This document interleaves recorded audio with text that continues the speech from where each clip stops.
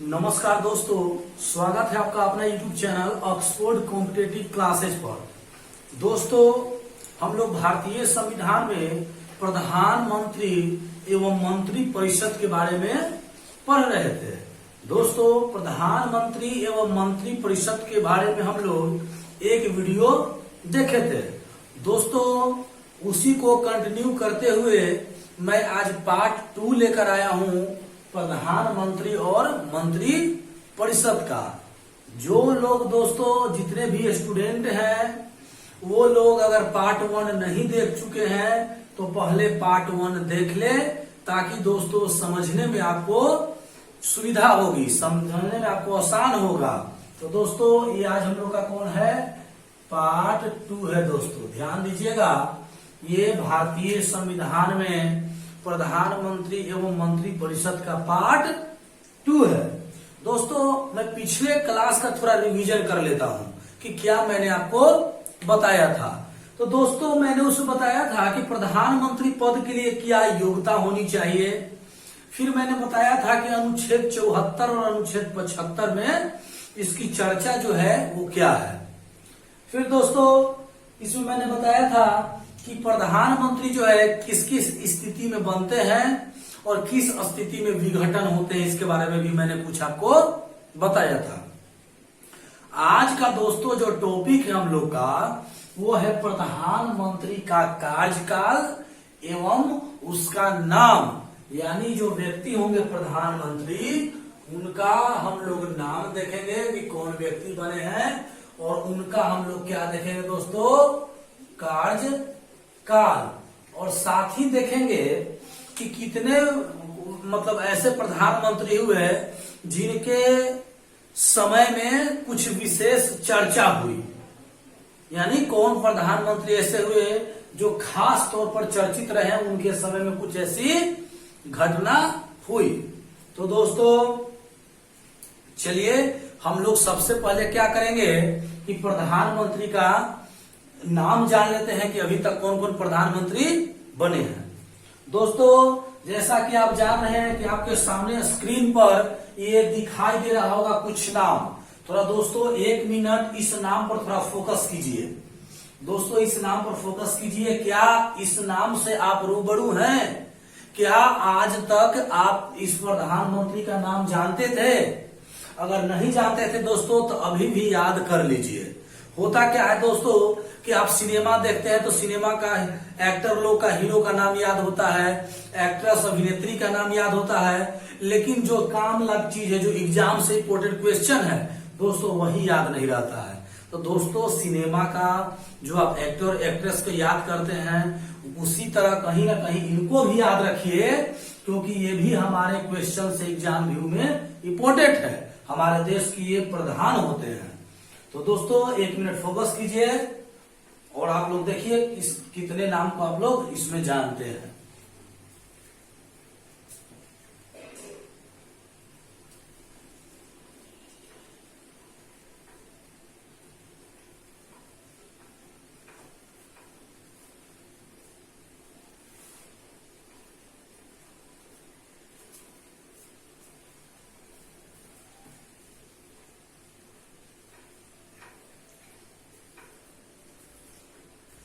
तो चलिए दोस्तों, उम्मीद करते हैं कि आप लोग देखे होंगे कि कौन से प्रधानमंत्री को आप लोग जानते थे, कितने आपको नाम याद थे।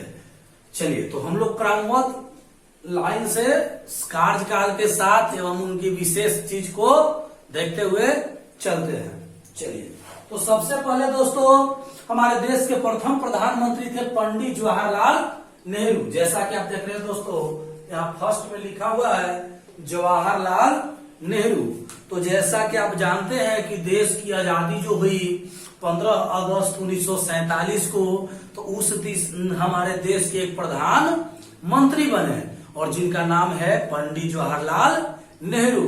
तो दोस्तों ये 1947 से ही हमारे देश के प्रधानमंत्री बन गए, और ये कब तक रहे दोस्तों, तो रहे 1964 तक। तो ध्यान देने वाली बात है दोस्तों कि ये 1947 से लेकर के 64 तक रहे।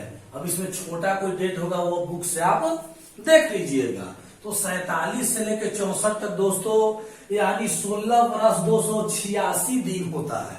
16 बरस 286 दिन होता है। यानी कहने का मतलब दोस्तों कि अभी तक आप जितने प्रधानमंत्री को देखिएगा उनमें सबसे लंबा कार्यकाल है जवाहरलाल नेहरू का। तो दोस्तों ये भी अब इम्पोर्टेंट हो जाता है क्वेश्चन एग्जाम व्यू से कि अभी तक जो प्रधानमंत्री बने हैं उनमें सबसे लंबा कार्यकाल, सबसे लंबे दिन तक कौन रहे कार्यकाल के लिए, तो याद रखना है जवाहरलाल नेहरू। एग्जाम में ये भी पूछ सकता है कि कितने समय तक, तो दोस्तों 16 वर्ष और 286 दिन। तो दोस्तों ये क्वेश्चन यहाँ बीबीआई हो जाता है कि सबसे लंबा कार्यकाल, सबसे प्रथम प्रधानमंत्री और कार्यकाल कब से कब तक और कार्यकाल कितने दिनों के लिए, तो ये ध्यान में रखना है। तो प्रथम जवाहरलाल नेहरू प्रधानमंत्री, कार्यकाल 47 से 64 कितने दिनों तक, तो 16 वर्ष 286 दिन।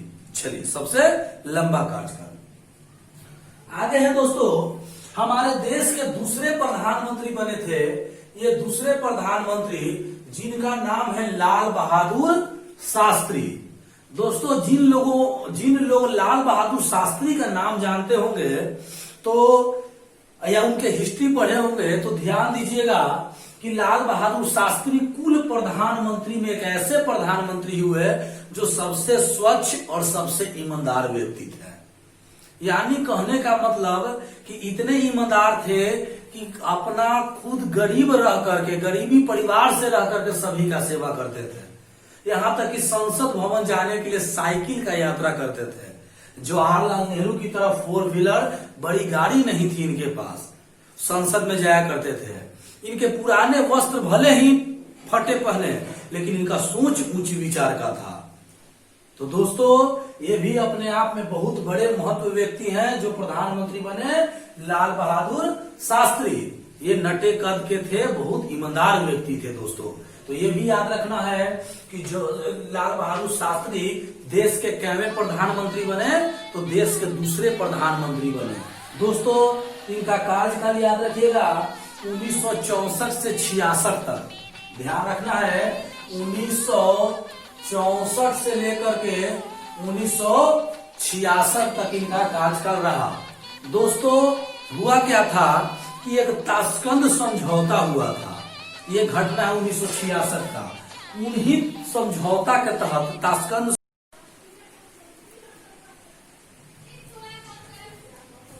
तो दोस्तों 1966 में इनका ताशकंद समझौता के तहत इनकी मृत्यु हो जाती है। तो दोस्तों अपने कार्यकाल में मरने वाले प्रधानमंत्री ये थे, ये भी ध्यान में रखना है। चलिए आगे देखते हैं दोस्तों। क्या है तीसरा नंबर पर कि हमारे देश की एकमात्र महिला प्रधानमंत्री। दोस्तों ये भी एक नाम छिपा है कि एकमात्र महिला प्रधानमंत्री, जितने भी प्रधानमंत्री का लिस्ट आप देखिएगा उसमें एकमात्र प्रधानमंत्री बनी है महिला, जिसका नाम है इंदिरा गांधी। तो दोस्तों ये भी ध्यान में रखना है आपको कि देश की तीसरा प्रधानमंत्री तो थी ही, लेकिन देश की प्रथम महिला प्रधानमंत्री इंदिरा गांधी। दोस्तों इनका कार्यकाल कब से कब तक था, ध्यान देना है, तो 1966 से लेकर 77 तक रही थी। दोस्तों ध्यान देना है 1966 से लेकर के 77 तक। दोस्तों इंदिरा गांधी प्रधानमंत्री कब तक बनी, तो 1966 से 77 तक, और देश की प्रथम महिला प्रधानमंत्री इंदिरा गांधी। दोस्तों ये तो चर्चा में पहला आ गई कि महिला प्रधानमंत्री बनी। दूसरा एक बात और आपको ध्यान में होगा कि जो बैंक था उस बैंक का राष्ट्रीयकरण हुआ। जो पहले प्राइवेट तौर पर बैंक काम करती थी उसको सरकार अपने अंडर में कुछ परसेंटेज देकर के लिया और अपने अंडर करवाया। तो राष्ट्रीयकरण करने का श्रेय जाता है इंदिरा गांधी का। तो दोस्तों ये भी याद रखिएगा कि शुरुआती चरण में शायद 14 बैंक का राष्ट्रीयकरण हुआ था। तो 14 बैंक का राष्ट्रीयकरण जो है, बैंकों का राष्ट्रीयकरण करने का श्रेय किसको जाता है, तो बैंकों का राष्ट्रीयकरण करने का श्रेय जाता है इंदिरा गांधी को, जो 1966 से 77 तक प्रधानमंत्री रही। हालांकि दोस्तों एक मैं बात और बता दूं कि इंदिरा गांधी 2 बार प्रधानमंत्री बनी। ये 1966 से 77 तक और आगे भी कुछ समय के लिए बनी थी। चलिए आगे है कह रहा है दोस्तों चौथा है मोरारजी देसाई। ध्यान दीजिएगा, मोरारजी देसाई ये कब से कब तक बने थे? तो कहा कि 77 से 79 तक। ध्यान दीजिएगा दोस्तों, 1977 से लेकर के 1979 तक ये प्रधानमंत्री रहे। 1977 से 1979 तक। और कह रहा है क्या कि प्रथम गैर कांग्रेसी प्रधानमंत्री एवं मंत्री, प्रधानमंत्री पद से त्याग पद देने वाले प्रथम मंत्री। चलिए, दो चर्चा है दोस्तों। कह रहा है कि मोरारजी देसाई तो एक तो प्रथम गैर कांग्रेसी प्रधानमंत्री, यानी कांग्रेस जो पार्टी थी, हम जानते हैं जिस तरह से पार्टी होती है भाजपा, कांग्रेस, जदयू, जिस तरह से पार्टी होती है, तो पहली गैर कांग्रेस पार्टी यानी कांग्रेस पार्टी का नहीं बनी। यहां तक सब कांग्रेस पार्टी से बनते आ रहे थे। तो पहला बेर गैर कांग्रेसी प्रधानमंत्री कब बनी? तो ध्यान करना है कि गैर कांग्रेसी प्रधानमंत्री ये कब बने? मोरारजी देसाई। तो 1977 से 1979 तक प्रथम गैर कांग्रेसी। दूसरा कह रहा है क्या कि प्रधानमंत्री पद से त्याग पत्र देने वाले प्रथम प्रधानमंत्री। तो प्रधानमंत्री इस पद से अपने खुद त्याग पत्र दिए थे, उनका नाम है मोरारजी देसाई। और कैवें नंबर पर दोस्तों? ये चौथे नंबर पर थे। तो ये सब बात को ध्यान में रखना है। चलिए आगे आते हैं। पांचवा चौधरी चरण सिंह। चौधरी चरण सिंह जैसे नाम में ही छिपा है दोस्तों, चरण सिंह, चौधरी चरण, यानी इसका कार्यकाल है चौधरी चरण सिंह का 79 से लेकर 80 तक। ध्यान दीजिएगा, 1979 से लेकर 80 तक। इतना छोटा कार्यकाल दोस्तों। तो कहने का मतलब हुआ क्या कि चौधरी चरण सिंह 1979 में बने और 80 में हट गए। तो कहने का मतलब है, इसका कारण क्या हुआ? तो लोकसभा का सामना न करने वाले प्रधानमंत्री, यानी कहने का मतलब है कि प्रधानमंत्री तो बन गए लेकिन संसद का एक भी दिन शामिल नहीं हुए संसद में, यानी संसद का चरण आज तक नहीं छुए। कौन? चरण सिंह। तो इसको याद रखिए कि संसद का चरण न छूने वाला, यानी संसद में न जाने वाले प्रधानमंत्री कौन थे? तो चौधरी चरण सिंह। तो चरण न छूने वाला मतलब लोकसभा का सभा में भागे नहीं लिया, सदन में प्रवेश नहीं किए। तो ये है प्रधानमंत्री चरण सिंह। तो यहाँ 1979 से 80 तक, ये भी ध्यान रखिएगा। एक क्वेश्चन पूछ लिया जाता है, त्याग पत्र कौन दिया पहला बार, कौन चरण मतलब सदन का अंदर गया ही तक ही नहीं, सदन का भाग ही नहीं लिया। ये भी याद रखना है। किनका कार्यकाल बड़ा था, कौन पहले व्यक्ति थे, ये सब भी ध्यान में रखना है। चलिए अब कह रहा है कि 80 के बाद दोस्तों, तो 80 के बाद ध्यान देना है कि 80 से 84 पुनः फिर इंदिरा गांधी बनी। ध्यान दीजिएगा, 80 से 84 के कार्यकाल फिर 4 साल के लिए बनी इंदिरा गांधी, और उसमें दूसरे बैंकों का राष्ट्रीयकरण किया। यानी पहले चरण के जो बैंक बच गए थे वो शेष बैंक को दूसरे चरण में राष्ट्रीयकरण की। कौन? इंदिरा गांधी, श्रीमती इंदिरा गांधी। तो इस बात को ध्यान रखिएगा कि इंदिरा गांधी कितने मती प्रधानमंत्री बनी है? तो 2 बार प्रधानमंत्री बनी है। एक तो बनी 1966 से 77 तक और एक बार बनी 1980 से 84 तक। तो ध्यान दीजिएगा दोस्तों, 84 तक ध्यान दीजिएगा, 66, 77 और दूसरा बनी 80 से 84। अब देखिए 84 के बाद देखते हैं। तो कह रहा है कि 84 के बाद जो है दोस्तों राजीव गांधी, 84 के बाद राजीव गांधी प्रधानमंत्री बने।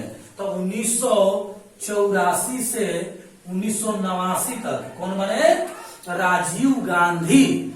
इनमें भी बहुत सारे विशेष कार्य हुए। आप जानते हैं कि 2000 का नोट पहले जो था क्या बोलते हैं, अभी जो आप जानते हैं कि एक नोटबंदी हुआ मोदी की सरकार में, तो उस समय पहले भी एक नोट बंद किया गया था। धांधली बहुत हुआ था, जिसके वजह से सरकार पैसा भेजती थी और सब बीच में उसको पैसे को खा जाते थे लोग, पैसा को क्या कर देते, घपाला कर देते थे, जिसके वजह से तो वही थे। फिर आप सुने होंगे कि वो एक 6ठी पंचवर्षीय योजना चली थी, तो इन्हीं के कार्यकाल में चली थी। 85 में राजीव गांधी प्रधानमंत्री थे। तो दोस्तों पढ़ने का एक तरीका होता है, कार्यकाल देख लीजिए प्रधानमंत्री का, और देखिए कि कौन सी योजना, कौन सा कार्य इसके बीच में हुआ है, वो प्रधानमंत्री थे। एग्जाम में क्वेश्चन पूछ सकता है।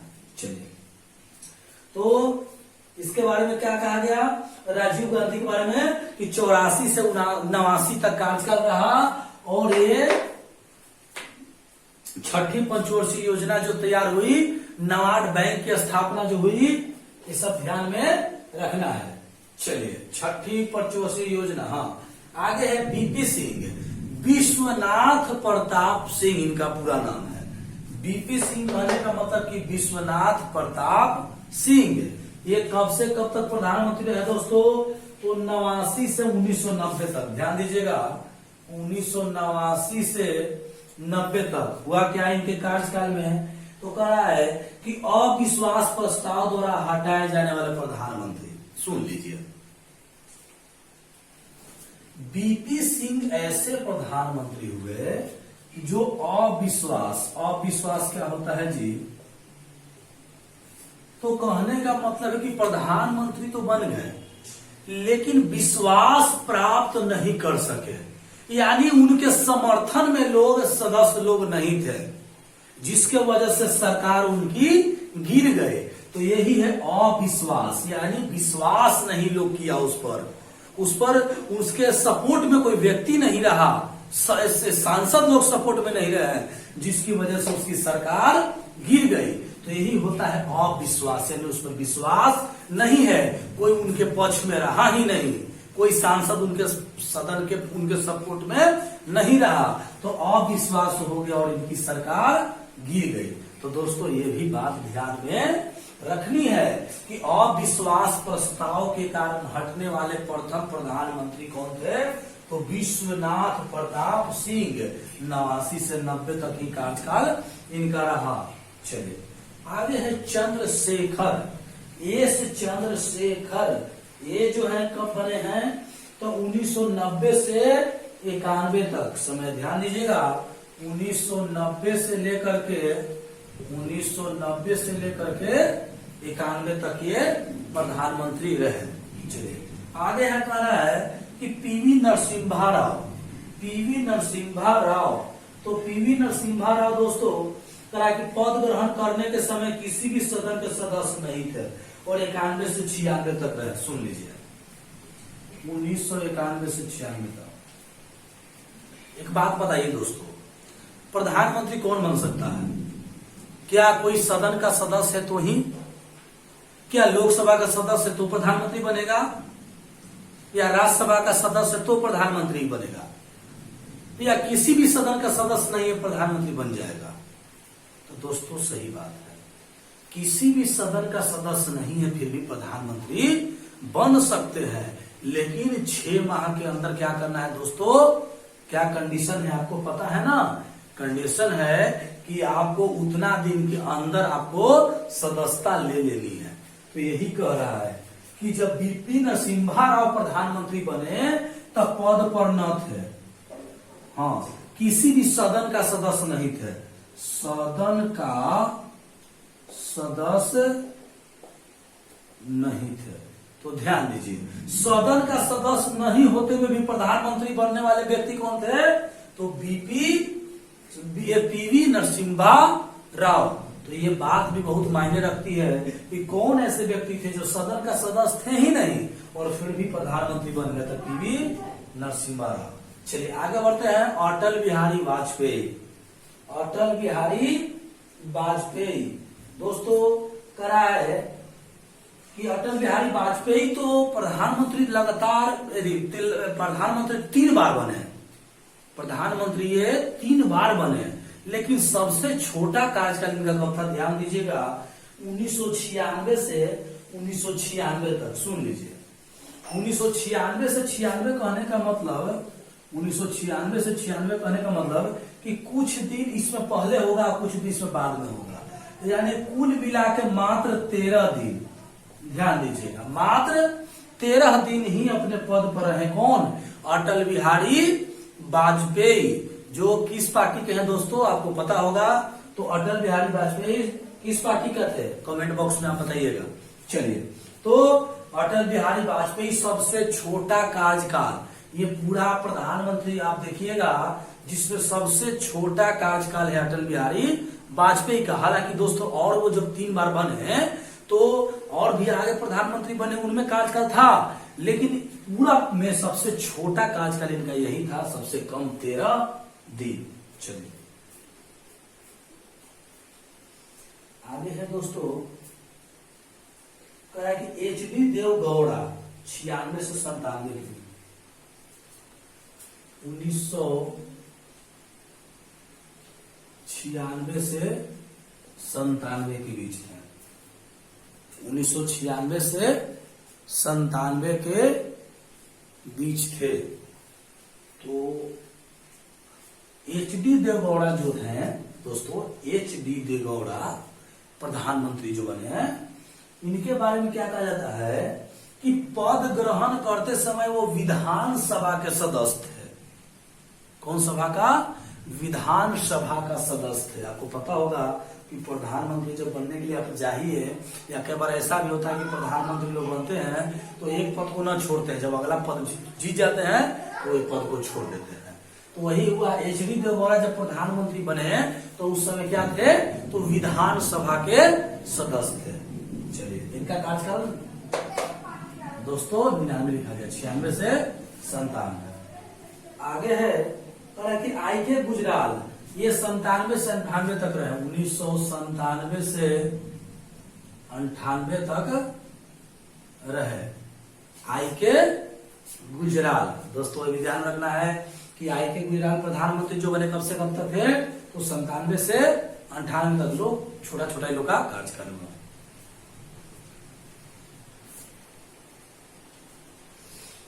आगे है फिर 98 से 99 अटल बिहारी वाजपेयी दोबारा बने, फिर दोबारा अटल बिहारी वाजपेयी ही बने। ये कब बने? 1999 से 2004 से 4 तक है। और 2004 के बाद दोस्तों फिर हमारे डॉक्टर मनमोहन सिंह प्रधानमंत्री बने।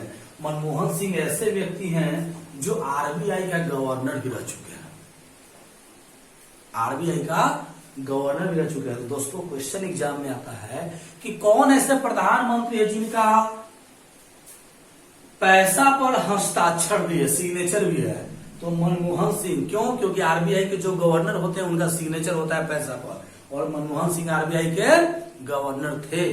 तो ये भी पॉइंट को ध्यान में रखिएगा। तो मनमोहन सिंह कब से रहे? तो 2004 से लेकर के इनका कार्यकाल पूरा हुआ 2009 तक।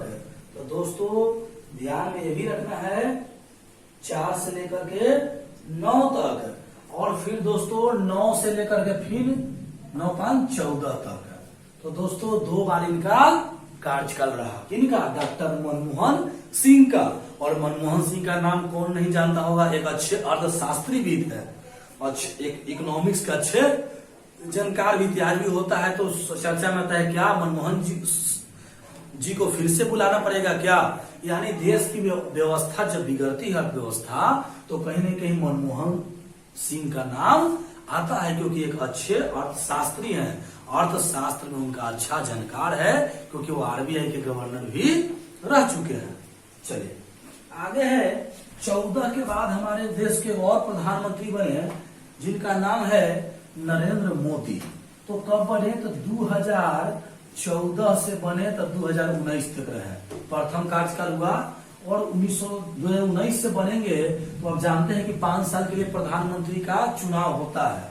तो 2019 से बनेंगे तब 2024 तक। लेकिन कुछ ऐसा कंडीशन है कि बीच में प्रधानमंत्री हट सकते हैं अपने मन से, त्यागपत्र राष्ट्रपति को दे करके, या भंग हो जाए, या राष्ट्रपति लोकसभा भंग कर दे, ऐसा कुछ कंडीशन है। लेकिन नियमतः कार्यकाल जो प्रधानमंत्री का वो 5 वर्ष का होता है। अब बीच में किसी कारणवश भंग हो जाए, राष्ट्रपति लोकसभा को भंग कर दे, प्रधानमंत्री त्याग पत्र दे दे, तो उस कंडीशन में प्रधानमंत्री हट सकते हैं।